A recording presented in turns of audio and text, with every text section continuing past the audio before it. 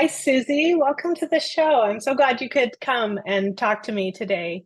I'm gonna let you introduce yourself in a minute, but I just want to tell everyone how I found you and why I asked you to come on the show. I found you through a book you wrote that I read a few weeks ago, and by read, of course, I mean listen to.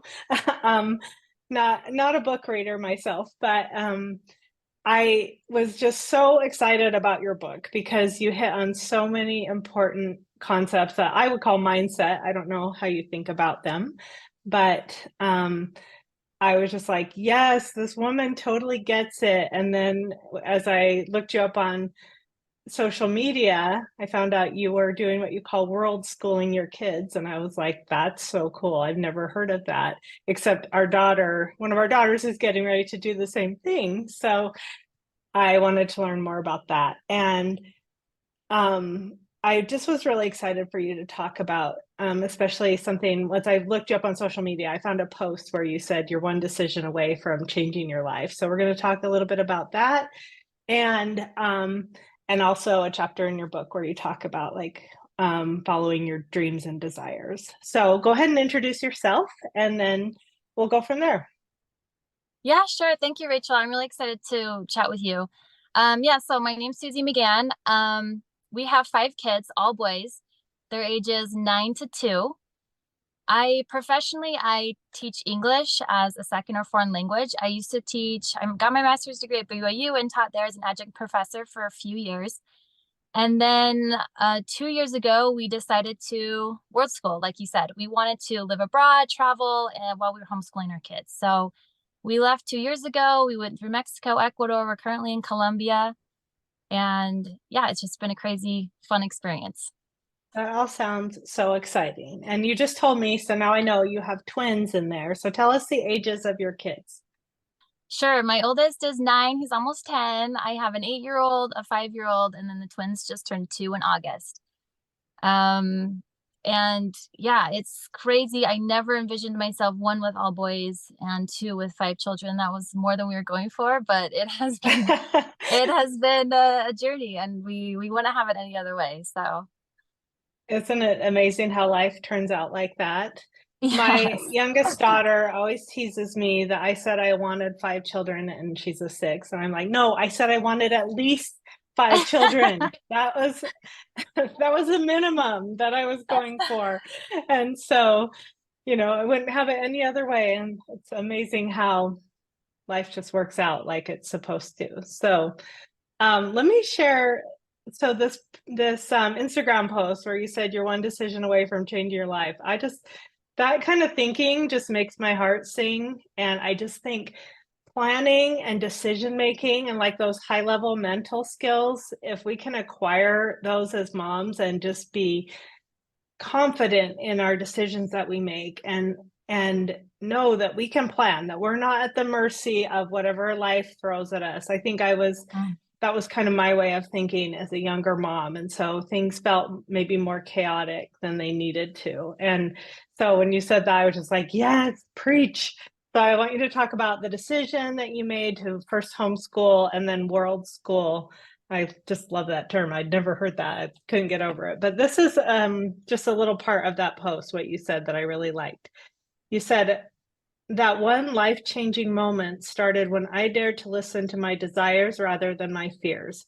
I believe our desires are sacred and are born in our hearts for a reason.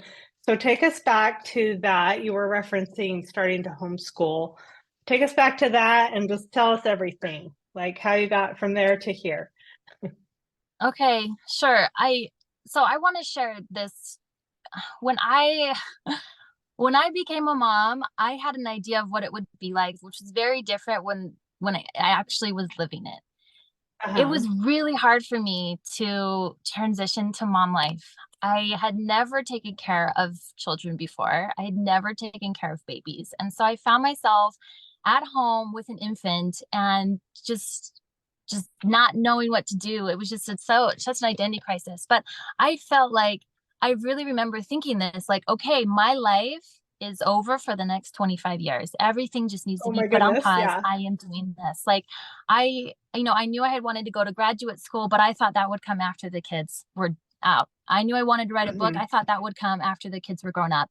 My husband and I talked about traveling would be while we were dating, and I just didn't see a way to do it because I had Yeah. such limited thinking, like you were saying. Like I thought I had to fit into this mold, and that this mold had like certain, limitations and had to look a certain way.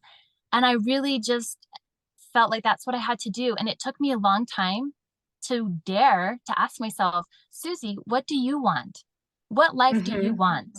And once I allowed myself to ask that question, so many doors opened the possibilities.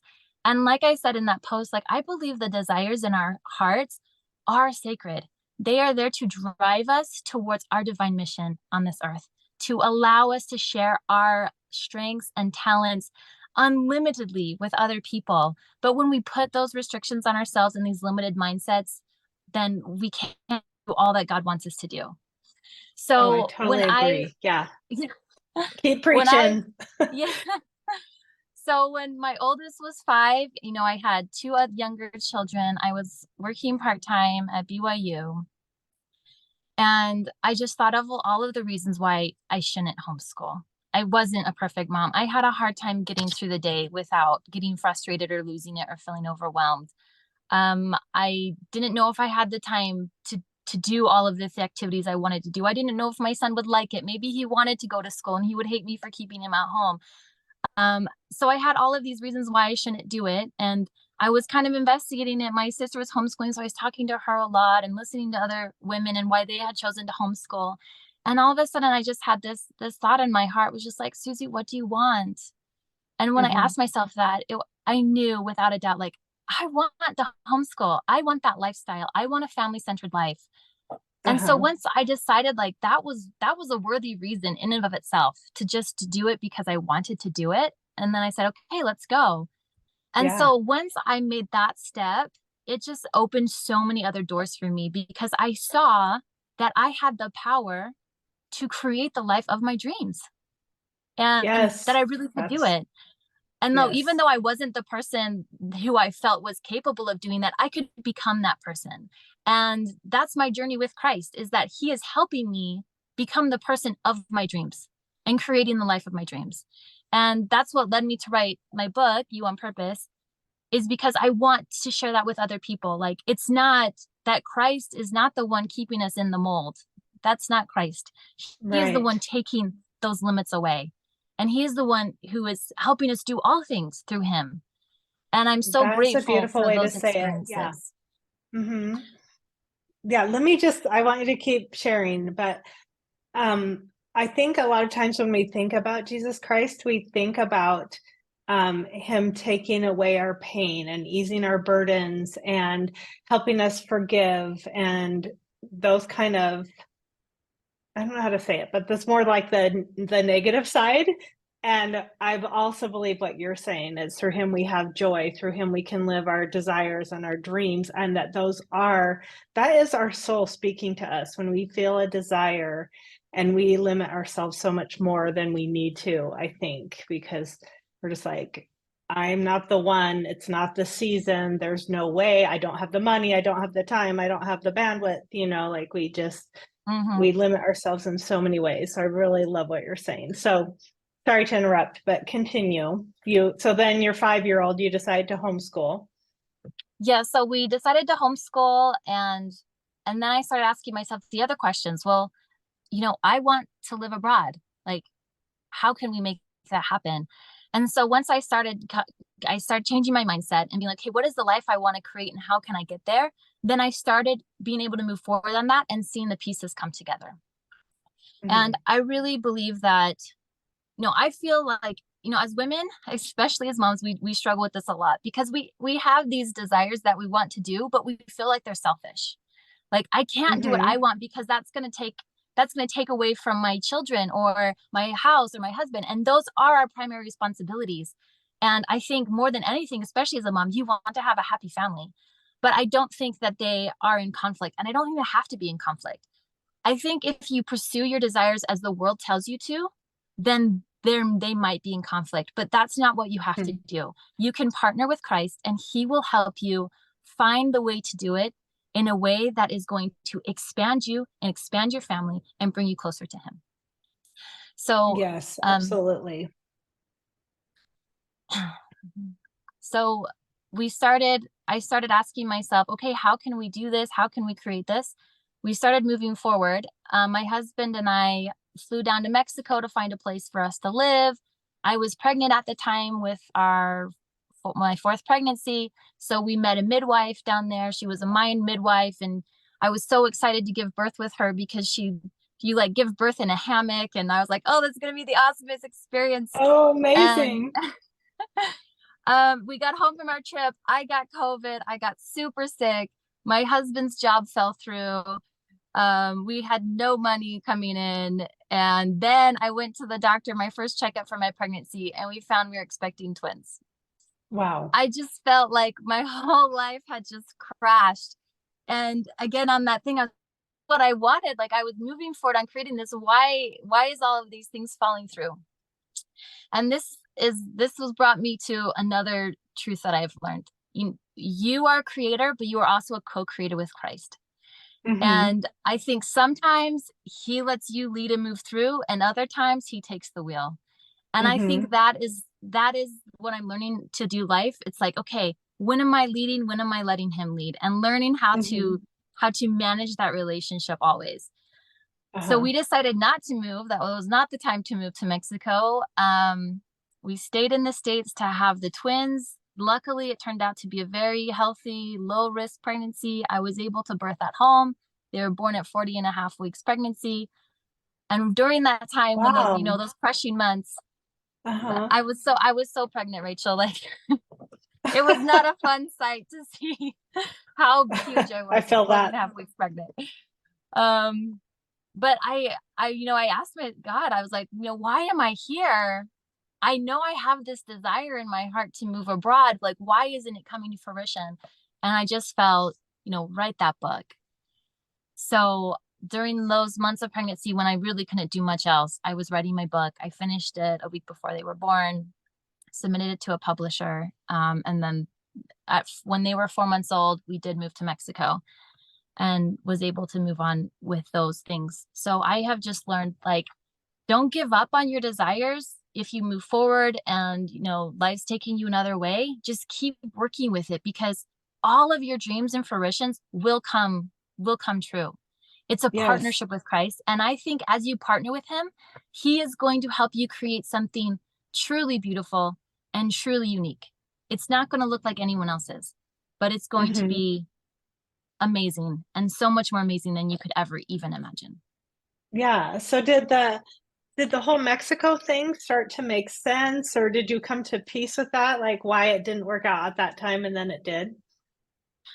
I mean, it was hard, really crushing, because I had wanted it so bad and I had felt like I had worked for it for so long, but the things really weren't coming together. I even just trying to get hold of the Mexican consulate to get our visas, they weren't returning my calls, an appointment.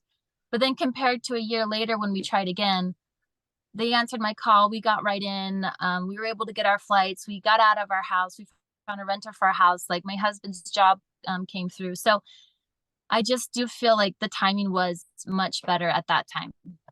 Yeah. And And we you were got a able to book take out our of the two beautiful deal. babies with us. Yes, Yeah. exactly. Which if I And had you moved, didn't I give. would not have been able to write. So Yeah. Yeah, I love how things work out like that. Like you start on one path and you think you're going a certain way and then you're like, "Oh, wait a minute. For whatever reason, this just isn't flowing. It isn't working." And I just think you know that. I love how you just showed that you paid attention to your instincts and the clues you were getting from life and you made the most of that time by writing a book when you were sitting there pregnant with twins. Although I really wanted to hear about you giving birth to twins in a hammock, but but I guess that I didn't know. happen. Wasn't meant to be. Next life, I guess. Um, but you gave birth at home, so that is you got like part of that dream, right? That is amazing. So then your first stop was Mexico. So yeah, then we went to Mexico. we were there for 6 months. We were planning on staying for a year, but we decided to stay for 6 months. Then we went to Colombia for 6 months, then Ecuador for 6 months. And then we recently came back to Colombia and we're planning on staying here for a year or so. So I don't know, we're just still kind of winging it um Uh-huh. as it So goes. tell me what that's like day to day. Like, is it easier to live in Colombia or like what's the story with that? Yes. So, and this is another thing that I have learned about, moving forward on your dreams. Like you had talked about some of like the limitations we put on ourselves when we're young mothers. Like we just have so many things tasking us, like a household to take care of. We feel so overwhelmed. Like it's hard for us to take time to dream and to imagine a different way. But I have learned that there really are solutions to our problems. Like we can find them. Mhm. Like for me, I don't feel like any of my innate talents are directed to domestic work. um, so like that does not, I don't know. It's been something really hard for me. But because we have moved abroad, I am able to pay for a housekeeper to come to my home and do my laundry, to clean my house, to cook food, and that has just been a huge lifestyle change for me. Like it has able me to become the mom I want to be because I'm able to spend Yeah. time how I want to spend it with my kids. And so anyway, I like that's why I think too, going back to myself when I was younger, like a younger mom, and I just felt I had all these insolvable problems and I felt so trapped. I wanted to tell myself, you can find solutions to these problems. Like even if I hadn't moved abroad, like if I didn't want to do the laundry, like maybe I could do a laundry swap with another mom friend, or hire my 7-year-old neighbor to come over and put my laundry in or something. Yeah. Like you Yeah. can find creative solutions to your problems. And but following that desire to move abroad has actually like opened up so many more possibilities, and we are really just being able to live more of a life that I have always wanted to live. So That is we have so really enjoyed amazing. Colombia for that reason. Yeah. All the moms out there are now making plans to move to Colombia. They're like, so instead of doing the dishes and laundry and the cooking, I assume you spend more of your time like with the kids doing their schooling and stuff like that. Yeah, so my two oldest kids go to a homeschooling co-op. There's actually a large homeschooling community here in Colombia, which has been really Uh-huh. awesome. So Of they go to Americans or Colombians? Colombians. Hmm. There's a large expat group as well, but most of them do go to other schools here. But there's a large Hmm. Colombian homeschool community. So they go to a homeschooling co-op 3 days a week in the morning. So during that time, that allows me to kind of do my personal work and personal projects. And then Hmm. in the afternoons, I do our other homeschool with them and go on play dates with the kids, or just how it can be as engaged a mom as possible, because I love spending time with my kids, and my main goal in my life is to have a loving, united family. So Hmm. I'm just able to more creatively use that time in order to do that.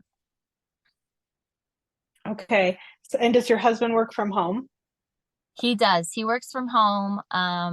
So he's location dependent as well. That was another thing that we worked several years to get to, because we knew we had wanted to move abroad. So he could work remotely. So that's also allowed us to kind of move around, live in different places, not having to be tied down to one spot. Hmm. Yeah. So just a quick question, then we'll move on. But um, was your husband always wanting to do the same things, or was this like you driving it, or how do you guys like how did you come to the same conclusion? This was the thing to do and the time to do it. Yes. So it was 100% me driving it. This was definitely Uh-huh. my dream that I had. Um, and it was one I shared with him when we were dating. I said, "Hey, I really want to live abroad. I love traveling. I When I had traveled in my before getting married, I had seen other expat families living abroad with their kids. I was like, Uh-huh. man, I want to do that. So he was on board with that. Like he's like, yeah, like that sounds fun. But then once we Hmm. got married, we just didn't know how to do it. We Uh-huh. he had an office job, and then I had started teaching too, working, and we just didn't see the way through. Like we were like, well, maybe if you get a job with an international company and they send you to their international office. Like it took a long time for us to figure out how to do it. But then once we Mm-hmm. started finding, world schooling communities or other world schooling families, we're like, okay, like we can do this, we can make this happen. And so we just kind of put the things together. But I also think that, you know, and that's going to be a marriage dynamic. Always someone's going to have a Mm-hmm. desire that's going to be stronger than another person. But Mm-hmm. it has definitely strengthened our marriage as I have, been like, hey, this is something I really want to do. Let's find a way to do Mm-hmm. it. And it's also Mm-hmm. put me in a place where I am, more willing and accepting to support him in his dreams and his goals and desires. So we have, Mm-hmm. through this time, developed this, you know, respect and understanding for each other. Hey, like I am here to support you in what you want to create. So he has always wanted to be an entrepreneur and create his, Mm-hmm. companies and jobs. So we found the way to be like, okay, well, if we move to South America, the cost of living's lower. So then you Mm-hmm. can have more freedom as the provider to experiment more with your work situations. I can get the experience I want of, having this international adventure. So we just kind of Mm-hmm. found a way to combine what we both wanted and find a way we can do it. Yeah, I love that because I think sometimes people think it's a negative when husband and wife are not like you didn't marry yourself. So I like to think of it as we complement each other, but sometimes people see that relationship dynamic as really problematic. And I think I'm more like you. I'm more of a like go getter, risk taker. Let's do this thing. I know it sounds crazy, but let's go for it. And my husband is like we have real estate investments. And if I'm like, I really think we should buy this house, um which it's not like we buy houses every day, but we've bought a number of them and bought and sold a number of them over the years.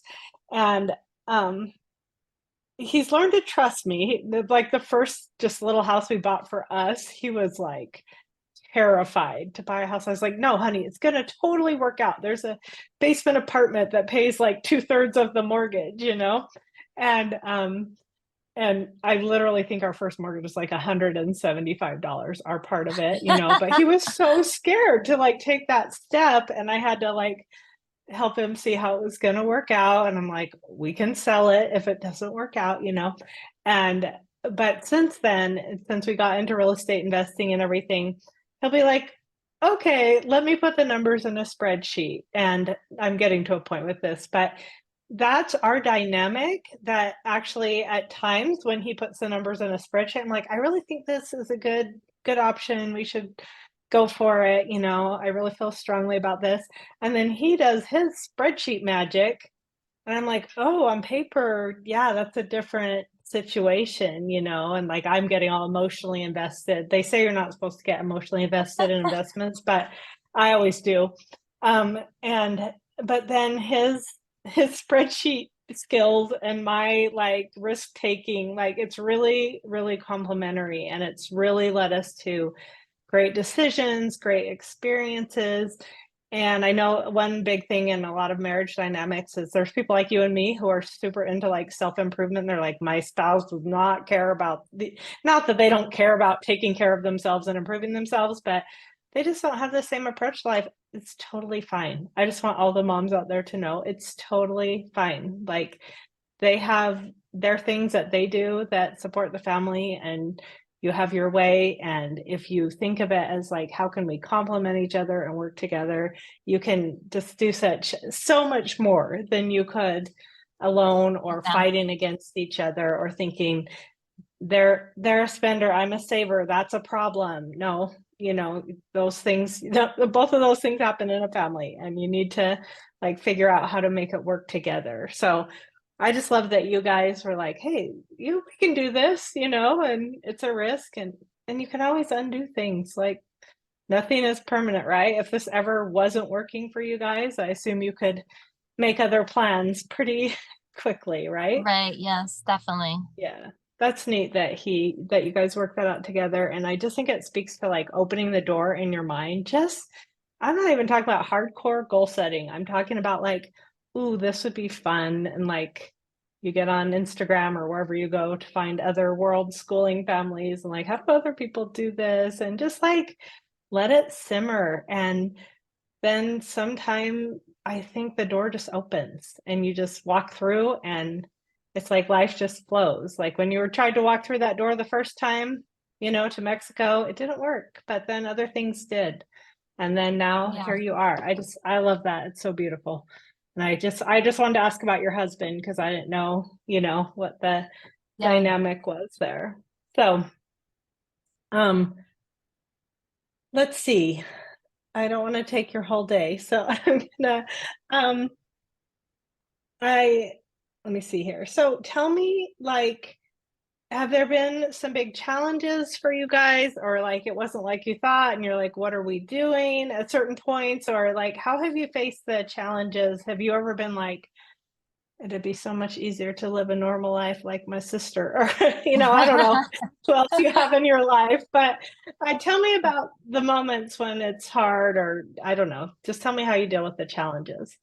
Yeah, sure. So, I mean, there's definitely challenges with living a nomadic lifestyle. One, you just are constantly researching what to do next, where to go next, how the process works, especially if you're switching Mhm. countries, because every country has different qualifications to get your visa, how long you can stay, how much it costs you to get it. So that can be very stressful. And then once you Mhm. get to that country, you have to learn where the grocery stores are, how you get the phone plans, if you're going to school, what you're going to do for schooling, how to get a car, how to get around. So there's a curve before you get there, and then a lot of time invested after you get there. So that's been the Mhm. biggest challenge for us.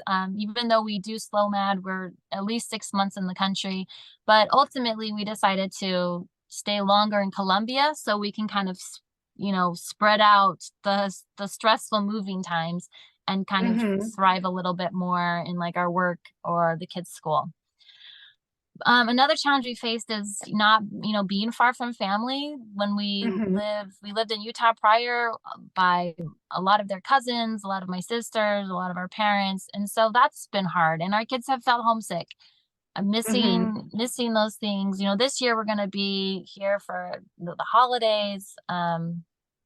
So those are the challenges. But going back to that, like I'm trying to find creative solutions to those problems as well. So I paid for all Mhm. of our cousins to have Nintendo Live so they can all get Uh-huh. on the Switch and play Nintendo, once a week Oh, that's together. fun. So Uh-huh. I'm just trying to find other ways that we can connect with our family, but Mhm. from a distance. And thankfully there are so many ways that you can do that. Um, I know. Such a blessing. This modern world. I love it. yes. Another another thing that I've thought a lot about this this topic, Rachel, that you've wanted to talk about today, which is like your desires and listening to those and following them. I really think that anyone can categorize your desires into two groups. Your core Okay. desires, which Mhm. I believe are God given, they're innate. You're born with them, and I think that those are hints and guides to lead you to your divine mission here. And then your Mhm. other desires are mimetic desires, which are highly Wait, what influenced word did you by just say? Say that again. mimetic, I haven't heard like, that word before. yeah, to like mimic, right? Oh, So uh-huh. our desires are highly influenced by those around us, what other people are Mhm. wanting. So if you live in a neighborhood Mhm. and everyone goes by, a side by side, all of a sudden you're like, ooh, side by side real seems really nice. Like maybe we should get one Yeah. of those. Uh-huh. Or you're following a lot of people who have just bought a homestead and you're like, oh, homestead life, that maybe that's what we should do. So you're highly Uh-huh. influenced by the desires of other people. And I Mhm. think to really live your authentic life, to really build a life that you are happy with, that really is going to fulfill you, you need to live one guided by your core desires and not your mimetic desires. So you need to spend Mhm. time trying to discern between the two. Mhm. And I currently had this situation just a few weeks ago because I have my husband and I are starting to launch this new business idea, and I had this inner conflict because I'm like, am I, like, do I feel good about this? Like, I want to do this, but I just felt like it was for the wrong reasons. And as I dug into Mhm. it more, I'm like, yeah, I am being led right now by my mimetic desires, you know, Mhm. um, to be really successful, to make a lot of money, to be really well known. And I said, that's Mhm. not going to lead me into feeling satisfied. and it's Mm-hmm. going to lead me to make choices that are actually going to hurt my core desires. Mm-hmm. And so I had to spend some time, like I put like all of my work on hold to spend some time sifting through that to get to a place where I am in line with what I really want, which are my core Mm-hmm. desires. And so Mm-hmm. now I'm still moving forward on our business idea. Like that's not changing, but my motivation Mm-hmm. for doing it has. And so now I'm able to create and to work and to act from a place where I feel at peace, I feel Mm-hmm. confident, and I feel really hopeful because I know that this is a step taking me closer to what I really want to create. And Mm-hmm. so as I've kind of started this journey of kind of living a desire-led life, this is the Mm-hmm. next step that I'm learning is to discern between these two type of desires and to make Mm-hmm. sure that I'm coming from a place of working on my core desires where I feel Mm-hmm. are going to lead me to what I really want in creating the life of my dreams.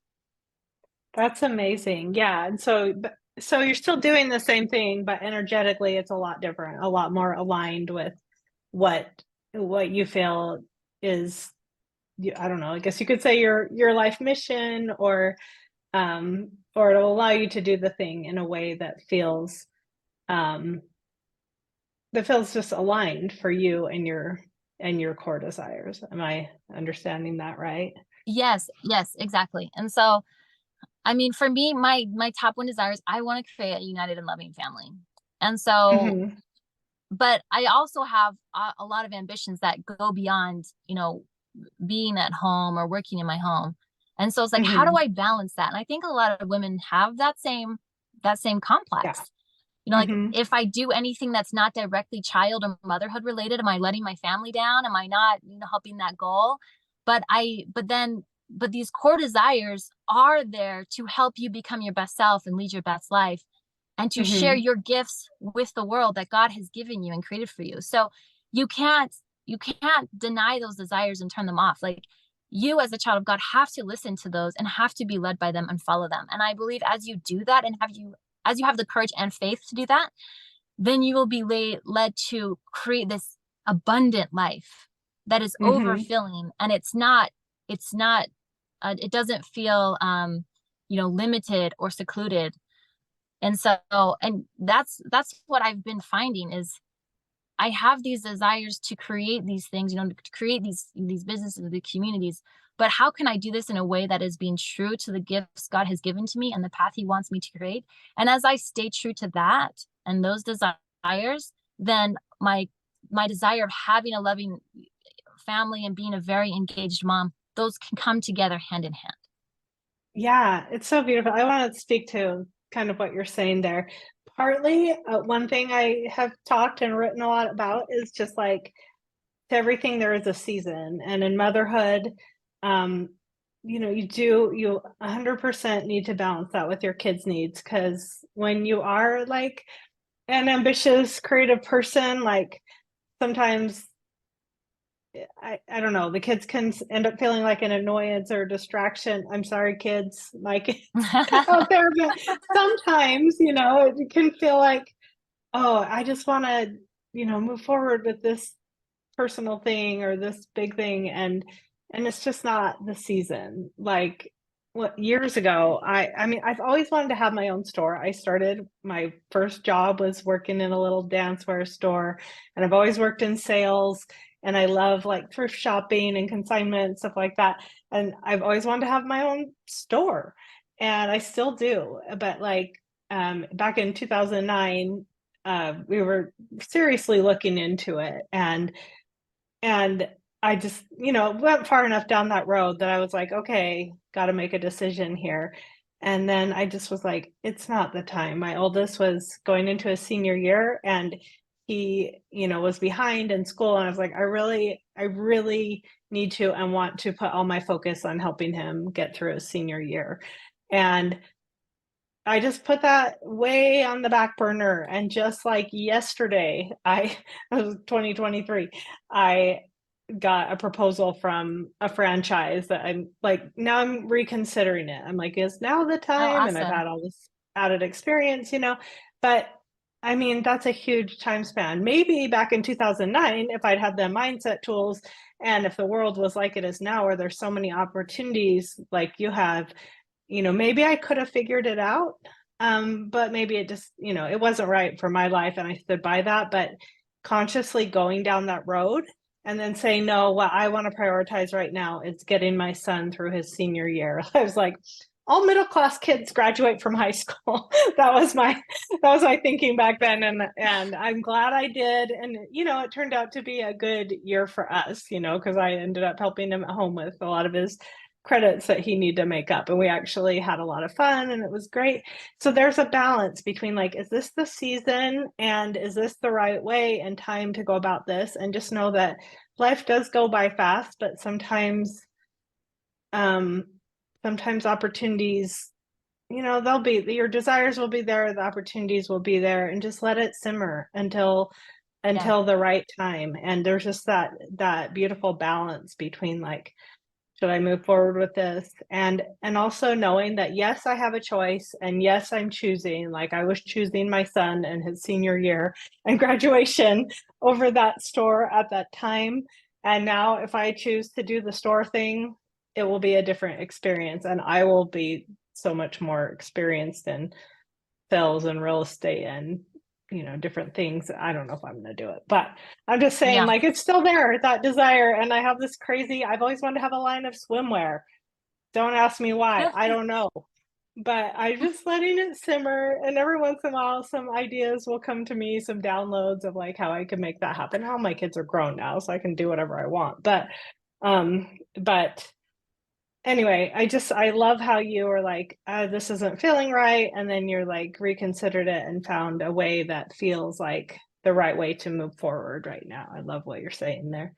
Um, so we should wrap up pretty soon, but I just want to ask, like, do you have any like how do you go through that process of like grounding yourself and like saying, okay, is this coming from my core or my mimetic? I love that word.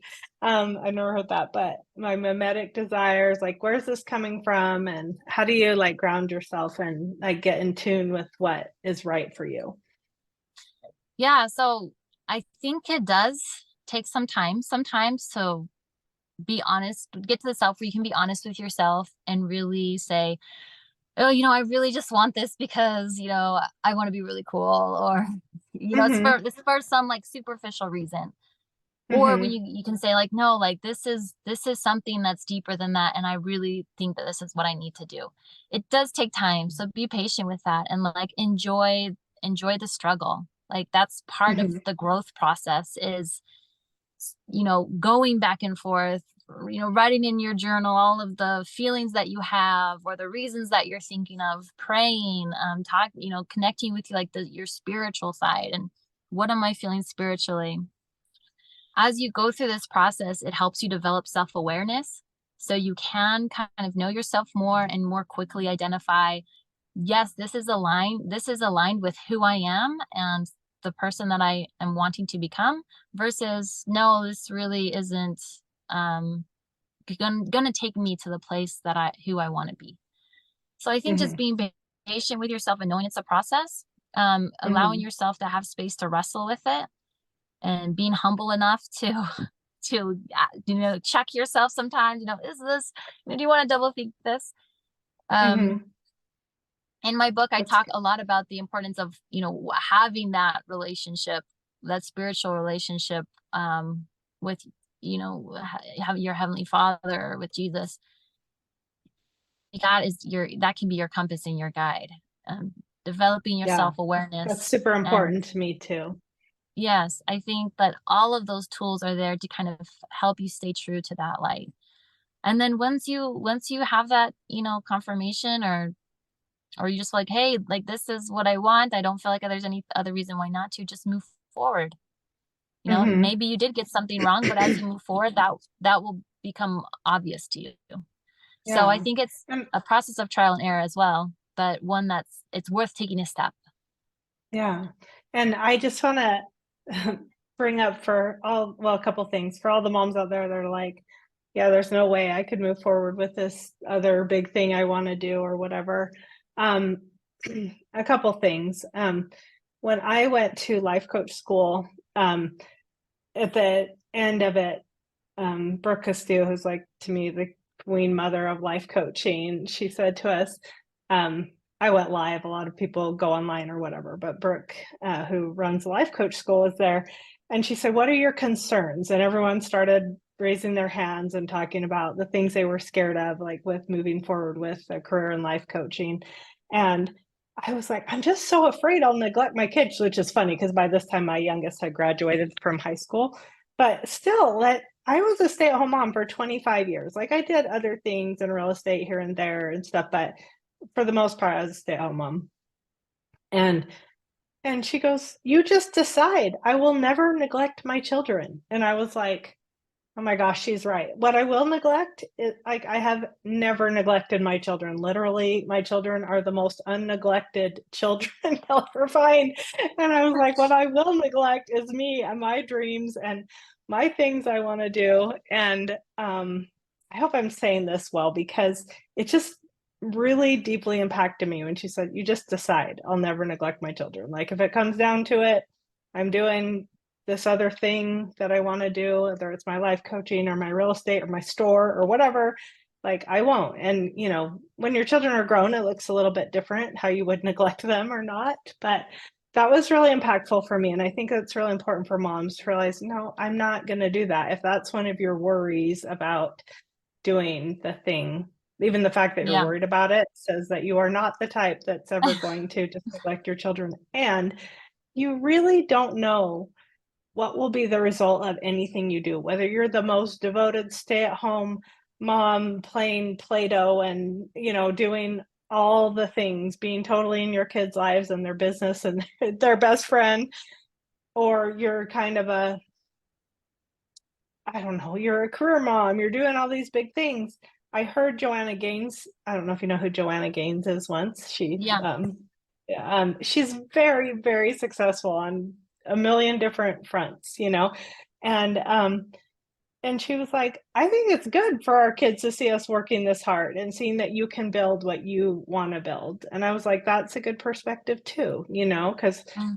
when I see all the things she does in real estate and retail, and she has books and she has magazines, and she has multiple TV shows, and I don't know, I'm just like, that life's not for me. That's too many things. But I'm sure her assistants have assistants, and then they also have a farm and 5 kids, and I'm like, how does that all work? But anyway, I thought she made a good point. Like, our kids see us like working towards our dreams. So that's good too. Yeah. So I just think, Yeah. again, it's finding that balance, finding your spiritual guidance. One thing for me is if I'm considering doing something, I remember like one house in particular that we were about to make an offer. We made an offer or something on investment property that we were going to fix up. And I just like woke up screaming in the night, not literally screaming, but I was just like really unsettled. And I've come to know that feeling as like, no, this is not the way forward. And I just Mm. couldn't talk myself into it or whatever. Then I think those kind of things I've come to know as like putting the brakes on something. But, you have to go Mhm. like partway down that road sometimes to know if it's right for you. So Yeah. we should wrap up and tell people where to find you, but I really want to recommend your book, You on Purpose, if moms are like wanting to get some really good, I call it mindset stuff. I don't know how you would, Yeah, what you no, would that's call perfect. it. But that kind of thinking that's just expansive, that lets you know that like, yeah, I can be that stay-at-home mom. That's all I want is just be here, be with my kids, keep life simple, or I can do a Joanna Gaines life. Yeah. So anyway, so let them know where to find you, and just anything else you want to add before we wrap up. Sure. So you can find me on Instagram, Susie McGann. I also have a website, susiemcgann.com, where you can learn more about my book, a little bit more about Tell me. them how to My book, spell Susie and McGann. oh, sure. So Susie is Susie, McGann, McGann. Okay. My book's for sale on Amazon. It's on sale at Cedar Fort. But yeah, I'd love to connect with more people. Find me on social media. And thank you so much, Rachel, for having me. This was a really fun conversation. Yeah, it's absolutely my pleasure. And your book is on Audible for all those that just want Yes, to as listen well. to books. You did a really good job of narrating it. That's so Thank inspiring to me you. because I'm also working on a book right now, and that's a whole big thing. So I'm sure there's so many moms out there that want to write a book or a romance or a children's book or a a self-help book. And again, you're a great example of how that can be done while world schooling, or I guess sitting home being pregnant with twins in America, but whatever. Oh yeah, But other there's still strategies. a lot more to it after you write the actual book. But anyway, thank you so much for being here. I really appreciate it. It was fun getting to talk to you. Thank you Thanks, too, Rachel. Susie. Bye. I'm gonna